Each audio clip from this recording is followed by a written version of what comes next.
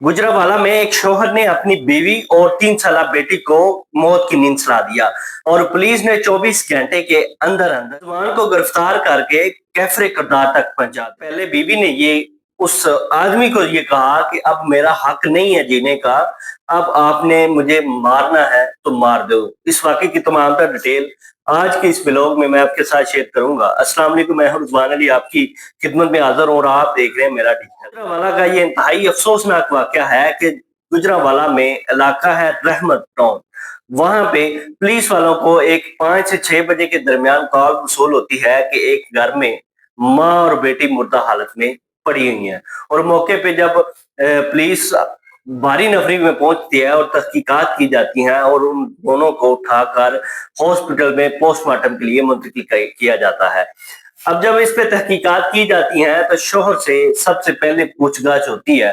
तो शोहर कहता है मैं तो सुबह 8 बजे अपनी ड्यूटी पे चला गया था, 10 बजे 10:30 बजे के दरमियान मेरा इनसे राब्ता हुआ है और उसके बाद 1-2 बजे के करीब मैं कॉल करता रहा हूँ, किसी ने मेरी कॉल नहीं उठाई और बाद मैंने अपनी भाभी को अपने घर भेजा है ताकि पता करे मामला क्या है।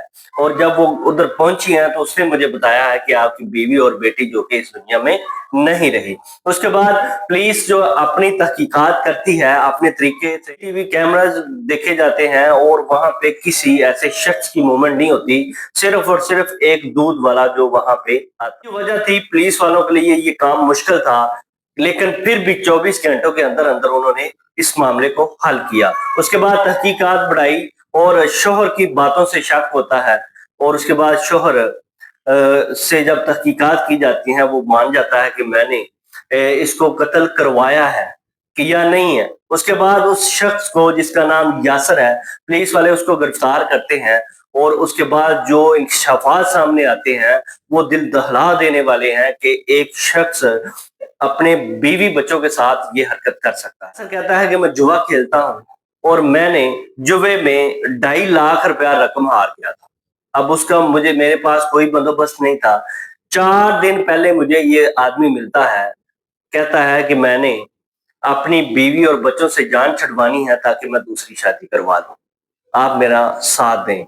अब यासर ने कहा कि मेरी बात उससे 2.5 लाख में करीब बात हुई थी कि जो मेरा कर्ज है वो आप उतार दो, आपका काम मैं कर दूंगा। उसके बाद एडवांस में उसने अपनी बीवी की बालियां लाकर मुझे दी जो कि मैंने 28,000 रुपए की बाहर मार्केट में सेल की और उसके बाद जो है मैंने अपना काम किया। जब जिस दिन मैं उस घर में पहुंचा हूँ, 27 अप्रैल वाले दिन ये वाकया पेश आता। कहता है जब मैं उस घर में पहुंचा हूँ तो उसकी जो बीवी थी उसको मैंने कत्ल करने से पहले उसके साथ ज्यादती की और ज्यादती करने के बाद उसको मैंने कत्ल करने से पहले उसको कहा कि आपको कत्ल करवाने वाला आपका शौहर है, वो दूसरी शादी करवाना चाहता था, मुझे उसने भेजा है, मैंने आपको अपनी मर्जी से कत्ल नहीं करना।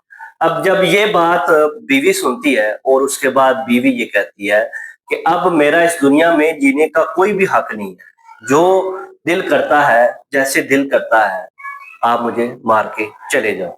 और जब उसने उस औरत को मारा और बाद 3 साल की जो उसकी बेटी थी जो सीढ़ियों से ऊपर आ रही थी और यासर को वो बच्ची जानती थी।